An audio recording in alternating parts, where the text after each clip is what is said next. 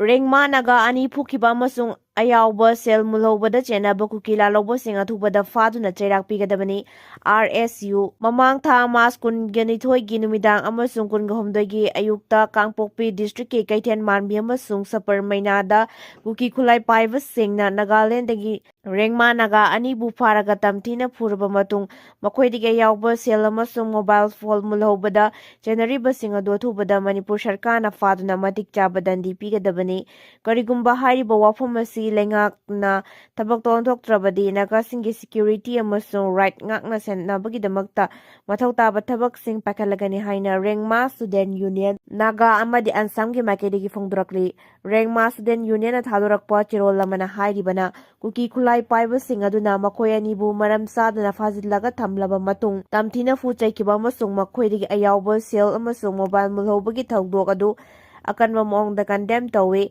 thawong asigi makhoigi membershipgi safety amasung dignity da yamna akiba pibada natana karbar taguna wana sel taliba youth singi punsi mahingda su chauna akiba pibani maram aduna thawdok asida chenariba maraleba miyoi sing adu masak khangdokpaga loinana makhoibu phaduna ailgi oiba cheirak pigadabani loinana micham maru oina lambi asida chathokasin tawriba amadi nomagi sendal lambi chathariba singi safety amasung security matik chana pigani haibagi chap chaba thajaba adu mari leinaba authority singi makedigi pigadabani victim sing adugi damakta Rengma Student Union na chap chana lepi loinana demand sing asi thabak tonthoktrabadi makhoigi safety amasung dignity gi damakta chap chaba khongthang sing lokhalagani hairi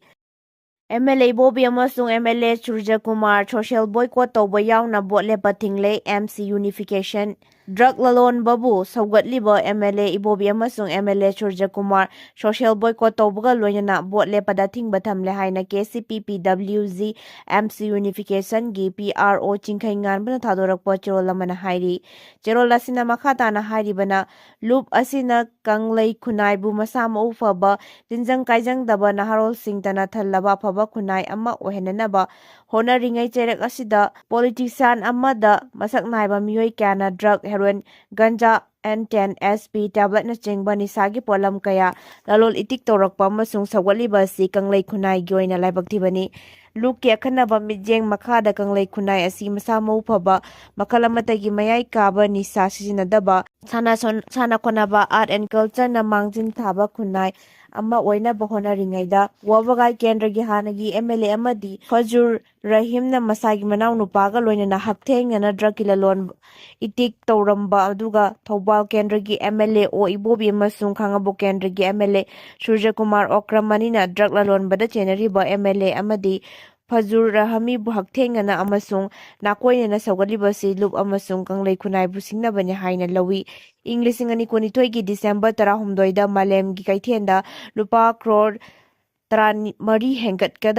hengadaba yaba tablet 50 heroin gram chani ga konana aduga 2012 gi May 12 da Imphal gi Congress Bhavan da MPCC gi singba kaya saru yatuna flag off tawkiba MD Fajur Rahim na COVID-19 ga mari lainana donate tawkiba ambulance number MN030037 dagi malemgi kaithenda lupa crore 13 oigadaba drug sing Guwahati da faki MD Fajur Rahim na drug ki lalol itik tawbada sinariba ambulance asi kanglei paksida chauna drug lalon bada chenariba Churachandpurdagi T Haupu kauba amagi mingda leibana takliba si hanadagi MLA Fajur Rahim na kuki yauna atei furu kayaga pullaga chauna drug yole haibasi mek sengle mahaki manaw nupa Sefajuddin su 2012 gi July 12 da mahaki Maruti MN02CP 0942 ga konana malemgi kaithel da lupa crore manga oigadaba drug ga konana Assam police na faki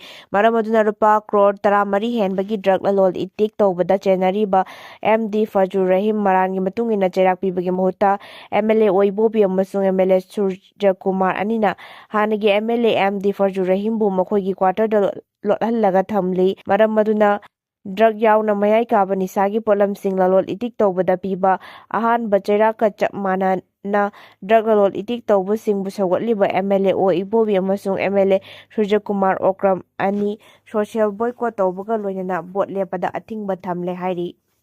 Manipur University campus bom pokhaihalambagi wakan mifam phamkre ngarang numidang pung 3:90 rom chatpada Manipur University campus manunggi Type 5 quarter block ki gate ki awang tangba wall mayada bom pokhaihalambagi mayokta mairoi singa yaningda phungdokpai hongjang changsenkre tongan ba department singi oja manga leiba quarter dugi changphamda mairoi singna wakat khongjang changchinge baduda saruk yakiba law department ki mahairoi nauthoi sarungbamna ngarang ki thawdok asi university gi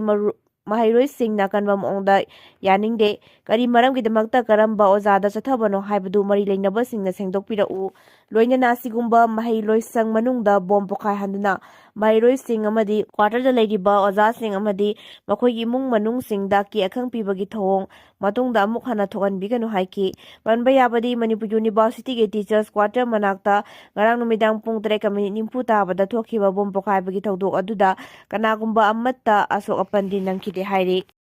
Kaifunda Reserve Forest ki matangda Rongmai Naga Council na CM da memorandum pisinkre Tamelong District manung chana leiba Kaifunda Reserve Forest pu Jiri Forest Division ki manung chalhanbagi matangda Rongmai Naga Council na se Minister Yumnam Khemchan da memorandum pisinduna wakatkre Rongmai Naga Council Manipur ki President KC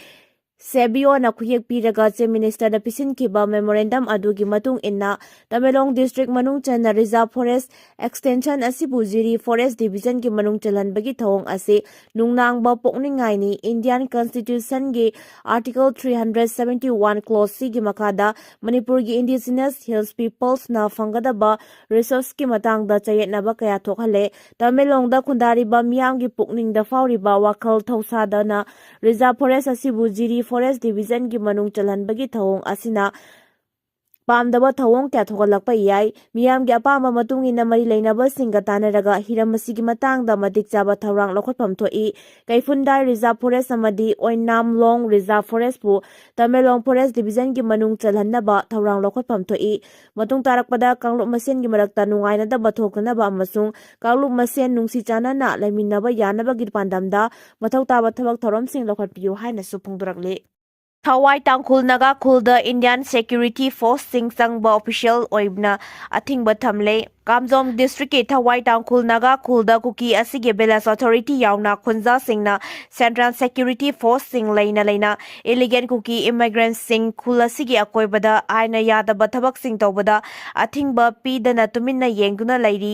Lairiba thawong asibu yaningda phongdor aduna Thawai Tangkhul Naga Khulda India Security Force sing changba official oina athingba thamle haina Village Authority na lauthokre Kulasigi wareba si Village Authority yauna Kulasigi oiba emergency meeting ama tha asigi anida Kulasida pangthoktuna wareb oina lokhibani hairi Kulasigi declaration ama asi chief village community asina mafam maduda community ani ki marakta ungkhatnaba lairakkhibagi Hauduna khunjachingna santi oina lairakhiba haibadu utpani hairi the Manipur Village Authorities in Hills Areas Act 1956 ki matungina khunjachingna makhoigi oina masagi khul lam amasung khunjachingi punsi ngaksa sejanabagi right chingpiri masigi mathakta matam maduda khunjachingi punsi amasung lantum ngakna chachaba Tachanaba Tharakliba Indian Security Force Singna Khunja Singda Tongan ba Mijeng Mingchat Michang Mikhai Naiba Thabak Thawong Singya Thaduna Lakli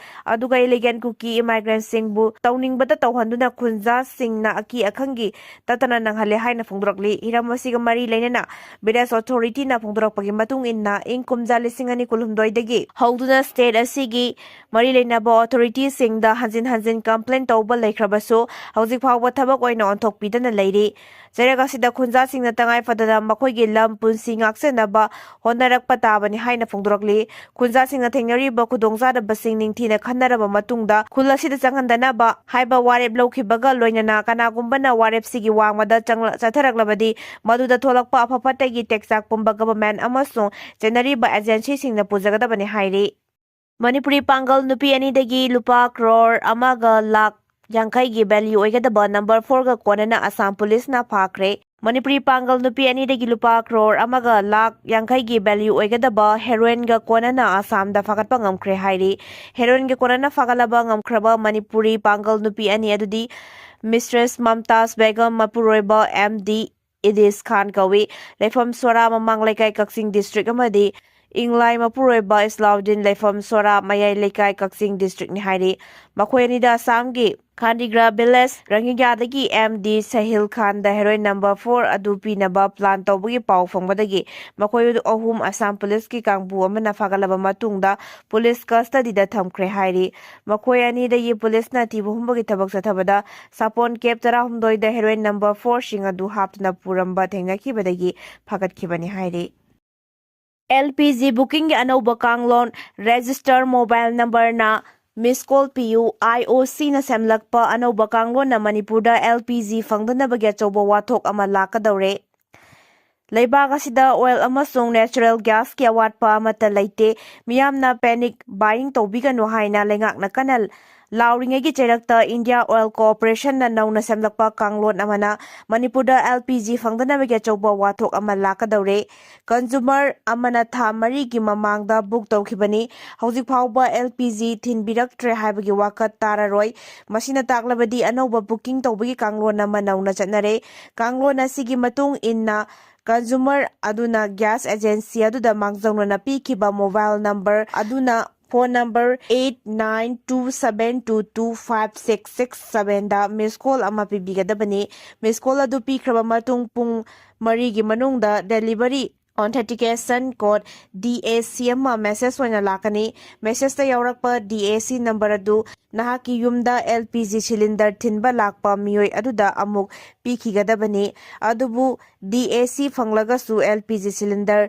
relief ꯇꯧꯔꯒ ꯌꯨꯝꯗ ꯊꯤꯜꯂꯛꯄꯒꯤ ꯃꯇꯝ ꯑꯗꯨꯗꯤ ꯅꯨꯃꯤꯠ 4ꯅꯤꯒꯤ ꯃꯇꯨꯡꯗ ꯑꯣꯏꯕ ꯌꯥꯏ agency ꯑꯗꯨꯗ ꯂꯩꯕ ꯁ꯭ꯇꯣꯛꯀꯤ ꯃꯈꯥ ꯄꯣꯟꯒꯅꯤ ꯍꯥꯏꯔꯤ ꯗꯣꯃꯦꯁꯇꯤꯛ ꯀꯟꯖꯨꯃꯔ ꯃꯈꯜ ꯑꯅꯤ ꯁꯨꯏ ꯑꯃꯅ ꯖꯦꯅꯔꯦꯜ ꯗꯣꯃꯦꯁꯇꯤꯛ ꯀꯟꯖꯨꯃꯔ ꯑꯗꯨꯒ ꯑꯇꯣꯞꯄ ꯑꯃꯅ ꯎꯖꯋꯥꯂꯥ ꯗꯣꯃꯦꯁꯇꯤꯛ ꯀꯟꯖꯨꯃꯔ ꯍꯥꯏꯅ ꯈꯪꯅꯩ ꯔꯤꯐꯤꯜ ꯁꯤꯂꯤꯟꯗꯔ ꯑꯃ ꯐꯪꯂꯕ ꯅꯨꯃꯤꯠꯇꯨꯗꯒꯤ ꯅꯨꯃꯤꯠ 25ꯅꯤ ꯁꯨꯗ꯭ꯔꯤꯕ ꯐꯥꯎꯕ ꯖꯦꯅꯔꯦꯜ ꯗꯣꯃꯦꯁꯇꯤꯛ ꯀꯟꯖꯨꯃꯔꯁꯤꯡꯅ ꯑꯇꯣꯞꯄ ꯃꯤꯁ ꯀꯣꯜ ꯑꯃ ꯄꯤꯕꯗ ꯂꯧꯔꯣꯏ ꯑꯗꯨꯒ ꯎꯖꯋꯥꯂꯥꯒꯤ ꯅꯨꯃꯤꯠ 95ꯅꯤꯒꯤ ꯇꯨꯡꯗ ꯃꯤꯁ ꯀꯣꯜ ꯄꯤꯒꯗꯕꯅꯤ ꯖꯦꯅꯔꯦꯜ ꯗꯣꯃꯦꯁꯇꯤꯛ ꯀꯟꯖꯨꯃꯔ ꯑꯃꯅ ꯆꯍꯤ ꯑꯃꯗ ꯁꯤꯂꯤꯟꯗꯔ 12 ꯔꯤꯂꯤꯐ ꯇꯧꯕꯒꯤ ꯈꯨꯗꯣꯡꯆꯥꯕ ꯂꯩ ꯑꯗꯨꯒ ꯎꯖꯋꯥꯂꯥꯒꯤ ꯆꯍꯤ ꯑꯃꯗ ꯔꯤꯂꯤꯐ ꯇꯧꯕ ꯁꯤꯂꯤꯟꯗꯔ 8ꯇꯒꯤꯅ ꯍꯦꯟꯅ ꯄꯤꯗꯦ ꯏꯝꯐꯥꯜꯒꯤ ꯗꯤꯁꯇ꯭ꯔꯤꯕ꯭ꯌꯨꯇꯔ ꯑꯃꯒ ꯋꯥꯔꯤ ꯁꯥꯟꯅꯕꯗ ꯃꯍꯥꯛꯅ ꯍꯥꯏ LPG ꯃꯔꯥꯡ ꯀꯥꯏꯔꯤꯉꯩꯗꯗꯤ ꯃꯤꯌꯥꯝꯒꯤ ꯑꯄꯥꯝꯕ ꯃꯇꯨꯡ ꯏꯟꯅ ꯁꯤꯂꯤꯟꯗꯔꯁꯤꯡ ꯔꯤꯂꯤꯐ ꯑꯗꯨꯝ ꯇꯧꯔꯝꯃꯤ ꯑꯃꯨꯛꯇꯗ 12 ꯄꯤꯕ ꯐꯥꯎꯕ ꯑꯗꯨꯃꯛ ꯌꯥꯎꯏ ꯑꯗꯨꯕꯨ ꯍꯧꯖꯤꯛꯇꯤ ꯑꯅꯧꯕ ꯀꯥꯡꯂꯣꯟ ꯑꯃ ꯂꯥꯛꯈꯤꯕꯗꯒꯤ LPG ꯗꯤꯁꯇ꯭ꯔꯤꯕ꯭ꯌꯨꯇꯔꯁꯤꯡꯒꯤ ꯈꯨꯠ ꯑꯃꯠꯇ ꯆꯪꯕ ꯌꯥꯗ꯭ꯔꯦ ꯏꯝꯐꯥꯜꯗ ꯂꯩꯕ IOCꯅꯁꯨ ꯉꯝꯗ꯭ꯔꯦ ꯏꯟꯗꯤꯌꯥ ꯄꯨꯝꯅꯃꯛꯀꯤ ꯑꯣꯏꯅ ꯊꯧꯁꯤꯜ ꯑꯃꯗ ꯃꯨꯝꯕꯥꯏꯗꯒꯤ ꯆꯂꯥꯏꯔꯛꯂꯦ ꯃꯤꯌꯥꯝꯗ ꯃꯤꯁ ꯀꯣꯜ ꯄꯤꯅꯅꯕ ꯅꯝꯕꯔ ꯑꯁꯤꯕꯨ ꯏꯝꯐꯥꯜꯗ ꯑꯣꯄꯔꯦꯠ ꯇꯧꯗꯦ ꯃꯨꯝꯕꯥꯏꯗ ꯇꯧꯕꯅꯤ ꯃꯈꯣꯏꯅ ꯄꯨꯡ 4ꯒꯤ ꯃꯇꯨꯡꯗ ꯃꯥꯒꯤ ꯑꯦꯖꯦꯟꯁꯤꯁꯤꯡ ꯑꯗꯨ ꯈꯟꯗꯣꯛꯂꯒ ꯁꯤꯂꯤꯟꯗꯔꯁꯤꯡ ꯄꯤꯅꯅꯕ ꯁꯤꯟꯅꯔꯛꯄꯅꯤ ꯃꯗꯨ ꯌꯦꯟꯊꯣꯛꯄꯒꯤ ꯊꯧꯗꯥꯡꯅ ꯃꯈꯣꯏꯅ ꯂꯧꯕꯅꯤ ꯃꯍꯥꯛꯅ ꯃꯈꯥ ꯇꯥꯅ ꯍꯥꯏ ꯒ꯭ꯌꯥꯁ ꯑꯦꯖꯦꯟꯁꯤꯁꯤꯡꯅ ꯁ꯭ꯇꯥꯐ ꯐꯝꯕ ꯉꯝꯗ꯭ꯔꯦ ꯃꯤꯁ ꯀꯣꯜ ꯌꯥꯝꯅ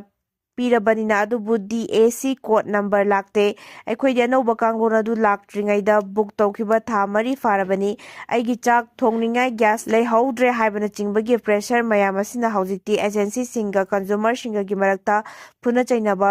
ꯊꯣꯛꯂꯛꯀꯗꯧꯔꯦ ꯀꯟꯖꯨꯃꯔ ꯑꯃꯅ ꯍꯥꯏ ꯑꯅꯧꯕ ꯀꯥꯡꯂꯣꯟ ꯑꯁꯤꯅ ꯏꯃꯨꯡ ꯑꯃꯒꯤ ꯑꯣꯏꯅ ꯊꯥ ꯑꯃꯗ ꯁꯤꯂꯤꯟꯗꯔ 2 ꯃꯊꯧ ꯇꯥꯔꯛꯄꯗ ꯐꯪꯅꯅꯕ ꯄꯥꯝꯕꯩꯁꯨ ꯂꯩꯇꯦ ꯁꯤꯂꯤꯟꯗꯔ ꯑꯃꯅ ꯊꯥ ꯑꯃ ꯅꯠꯇ꯭ꯔꯒꯅ ꯑꯇꯣꯞꯄ ꯔꯤꯐꯤꯜ ꯇꯧꯕ ꯌꯥꯕ ꯃꯇꯝꯗꯨ ꯌꯧꯗ꯭ꯔꯤꯉꯩꯗ ꯂꯣꯏꯊꯣꯛꯈ꯭ꯔꯒꯗꯤ ꯁꯤꯡ ꯀꯦꯔꯣꯁꯤꯟ ꯃꯩꯇꯥ ꯅꯠꯇ꯭ꯔꯒꯅ ꯏꯂꯦꯛꯇ꯭ꯔꯤꯛ ꯁꯤꯖꯤꯟꯅꯔꯒ ꯊꯣꯡ ꯊꯥꯛꯄꯒꯤ ꯃꯇꯝ ꯌꯧꯔꯛꯂꯦ ꯀꯔꯤꯒꯨꯝꯕ ꯅꯣꯡꯂꯩ ꯅꯨꯡꯁꯤꯠ ꯂꯥꯛꯇꯨꯅ ꯏꯂꯦꯛꯇ꯭ꯔꯤꯛꯀ ꯐꯪꯗ꯭ꯔꯒꯗꯤ ꯃꯇꯝ ꯑꯃꯒꯤ ꯒ꯭ꯌꯥꯁ ꯊꯣꯛꯇ꯭ꯔꯤꯉꯩꯒꯤ ꯁꯤꯡꯅ ꯆꯥꯛ ꯊꯣꯡꯕꯒꯤ ꯃꯑꯣꯡ ꯑꯗꯨ ꯑꯃꯨꯛ ꯍꯟꯖꯤꯜꯂꯛꯀꯗꯧꯔꯦ ꯑꯁꯤꯒꯨꯝꯕ ꯑꯋꯥꯕ ꯐꯤꯚꯝꯁꯤ ꯃꯔꯤ ꯂꯩꯅꯕ ꯑꯣꯊꯣꯔꯤꯇꯤꯁꯤꯡꯅ ꯌꯦꯡꯁꯤꯟꯍꯟꯅꯤꯡꯉꯤ ꯍꯥꯏꯈꯤ ꯃꯤꯂꯤꯇꯔꯤ ꯖꯨꯟꯇꯥꯒꯤ ꯂꯨꯆꯤꯡꯕ ꯃꯤꯟ ꯑꯣꯡ ꯂꯦꯡꯅ ꯃ꯭ꯌꯥꯟꯃꯥꯔꯒꯤ ꯄ꯭ꯔꯦꯁꯤꯗꯦꯟꯠ ꯑꯣꯏꯔꯒꯅꯤ ꯃꯤꯂꯤꯇꯔꯤ ꯖꯨꯟꯇꯥꯒꯤ ꯂꯨꯆꯤꯡꯕ ꯃꯤꯟ ꯑꯣꯡ ꯂꯦꯡꯕꯨ ꯃ꯭ꯌꯥꯟꯃꯥꯔꯒꯤ ꯑꯅꯧꯕ ꯄ꯭ꯔꯦꯁꯤꯗꯦꯟꯠ ꯑꯣꯏꯅ ꯄꯥꯔꯂꯤꯌꯥꯃꯦꯟꯠꯅ ꯈꯟꯈ꯭ꯔꯦ ꯆꯍꯤ 5ꯒꯤ ꯃꯃꯥꯡꯗ ꯃꯤꯂꯤꯇꯔꯤ ꯀꯨ ꯇꯧꯗꯨꯅ ꯃꯤꯆꯝ ꯃꯤꯌꯥꯝꯒꯤ ꯂꯩꯉꯥꯛ ꯑꯃ ꯏꯟꯊꯨꯈꯤꯕ ꯖꯦꯅꯔꯦꯜ ꯃꯤꯟ ꯑꯣꯡ ꯂꯦꯡꯅ ꯄ꯭ꯔꯦꯁꯤꯗꯦꯟꯠ ꯑꯣꯏꯔꯛꯄꯒꯤ ꯊꯧꯑꯣꯡ ꯑꯗꯨꯕꯨ ꯅꯣꯡꯆꯨꯞ ꯂꯩꯕꯥꯛꯁꯤꯡꯅ ꯑꯀꯟꯕ ꯃꯑꯣꯡꯗ ꯌꯥꯅꯤꯡꯗꯕ ꯐꯣꯡꯗꯣꯔꯛꯂꯤ ꯃꯁꯥꯒꯤ ꯆꯍꯤ 64 ꯁꯨꯔꯕ ꯖꯦꯅꯔꯦꯜ ꯑꯁꯤꯅ ꯀꯨꯝꯖꯥ 2018ꯗ ꯑꯣꯡ ꯁꯥꯟ ꯁꯨꯆꯤꯒꯤ ꯂꯩꯉꯥꯛ ꯏꯟꯊꯨꯔꯒ ꯅꯣꯕꯦꯜ ꯄꯤꯁ ꯄ꯭ꯔꯥꯏꯖ ꯐꯪꯈ꯭ꯔꯕꯗꯤ ꯂꯨꯆꯤꯡꯕꯤ ꯑꯗꯨ ꯐꯥꯖꯤꯟꯗꯨꯅ ꯊꯝꯂꯛꯈꯤ ꯊꯧꯑꯣꯡ ꯑꯗꯨꯕꯨ ꯌꯥꯅꯤꯡꯗꯕ ꯐꯣꯡꯗꯣꯛꯇꯨꯅ ꯂꯩꯕꯥꯛꯀꯤ ꯃꯐꯝ ꯀꯌꯥ ꯃꯔꯨꯝꯗ ꯏꯔꯥꯡ ꯍꯧꯔꯛꯈꯤ ꯌꯨꯅꯤꯌꯟ ꯁꯣꯂꯤꯗꯥꯔꯤꯇꯤ ꯑꯦꯟ ꯗꯦꯚꯂꯞꯃꯦꯟꯠꯒꯤ ꯄꯥꯔꯇꯤꯒꯤ ꯂꯣ ꯃꯦꯀꯔꯁꯤꯡꯅ ꯚꯣꯠ ꯂꯧꯅꯗꯨꯅ ꯃꯤꯂꯤꯇꯔꯤ ꯖꯨꯟꯇꯥꯒꯤ ꯂꯨꯆꯤꯡꯕ ꯑꯗꯨ ꯂꯩꯕꯥꯛꯀꯤ ꯑꯅꯧꯕ ꯄ꯭ꯔꯦꯁꯤꯗꯦꯟꯠ ꯑꯣꯏꯅ ꯈꯟꯈꯤꯕꯅꯤ ꯃꯤꯟ ꯑꯣꯡ ꯂꯦꯡꯅ ꯑꯄꯨꯟꯕ ꯚꯣꯠ 117 ꯐꯪꯈꯤꯕꯗ ꯃꯍꯥꯛꯀꯤ ꯂꯝꯕꯥ ꯃꯤꯌꯣꯁꯣꯅ ꯁꯨꯞꯅꯒꯤ ꯚꯣꯠ 113 ꯐꯪꯈꯤ꯫ ꯃꯤꯟ ꯑꯣꯡ ꯂꯦꯡꯅ ꯄ꯭ꯔꯁꯤꯗꯦꯟꯠꯀꯤ ꯐꯝ ꯄꯥꯏꯔꯛꯄ ꯑꯁꯤꯅ ꯃꯔꯝ ꯑꯣꯏꯔꯒ ꯃ꯭ꯌꯥꯟꯃꯥꯔꯒꯤ ꯑꯥꯔꯝ ꯐꯣꯔꯁꯇ ꯆꯥꯎꯅ ꯑꯍꯣꯡꯕ ꯀꯌꯥ ꯄꯨꯔꯛꯂꯒꯅꯤ ꯊꯥꯖꯅꯔꯤ꯫ ꯌꯨꯑꯦꯁꯀꯤ ꯖꯦꯠ 2 ꯀꯥꯞꯊꯈ꯭ꯔꯦ, ꯄꯥꯏꯂꯣꯠ ꯑꯃ ꯊꯤꯕ ꯈꯪꯗ꯭ꯔꯤ, ꯕ꯭ꯂꯦꯛ ꯍꯣꯛ 2 ꯊꯦꯡꯒꯥꯏꯅꯈ꯭ꯔꯦ꯫ ꯌꯨꯑꯦꯁ ꯑꯃꯗꯤ ꯏꯔꯥꯟꯒꯤ ꯃꯔꯛꯇ ꯁꯣꯛꯅꯔꯤꯕ ꯂꯥꯟ ꯈꯨꯗꯣꯡꯊꯤꯅꯤꯡꯉꯥꯏ ꯑꯣꯏꯕ ꯊꯥꯛ ꯌꯧꯅ ꯀꯟꯈꯠꯂꯛꯄꯒ ꯂꯣꯏꯅꯅ ꯅꯣꯡꯃ ꯈꯛꯇꯗ ꯑꯃꯦꯔꯤꯀꯥꯒꯤ ꯋꯥꯔ ꯄ꯭ꯂꯦꯟ 2 ꯀꯥꯞꯊꯈ꯭ꯔꯦ꯫ ꯏꯔꯥꯟꯒꯤ ꯉꯝꯈꯩ ꯂꯥꯟꯅ ꯄꯥꯏꯁꯤꯜꯂꯛꯄ F-15 ꯁ꯭ꯇ꯭ꯔꯥꯏꯛ ꯏꯒꯜ ꯀꯥꯞꯊꯈ꯭ꯔꯕ ꯃꯇꯨꯡꯗ ꯄ꯭ꯂꯦꯟ ꯑꯗꯨꯗ ꯇꯣꯡꯈꯤꯕ ꯀ꯭ꯔꯤꯎ ꯃꯦꯝꯕꯔ ꯑꯃ ꯔꯦꯁꯀ꯭ꯌꯨ ꯇꯧꯔꯦ, ꯑꯇꯣꯞꯄ ꯑꯃꯗꯤ ꯊꯤꯕ ꯈꯪꯗꯅ ꯍꯧꯖꯤꯛ ꯐꯥꯎꯕ ꯂꯩꯔꯤ꯫ ꯑꯇꯣꯞꯄ ꯊꯧꯗꯣꯛ ꯑꯃꯗꯅ ꯀꯨꯋꯦꯠꯀꯤ ꯅꯣꯡꯊꯛꯇ USA ꯇꯦꯝ ꯋꯥꯔꯍꯣꯛ ꯑꯃ ꯀꯥꯏꯈ꯭ꯔꯦ꯫ ꯄꯥꯏꯂꯣꯠ ꯑꯗꯨꯗꯤ ꯑꯁꯣꯏ ꯑꯉꯥꯝ ꯌꯥꯎꯗꯅ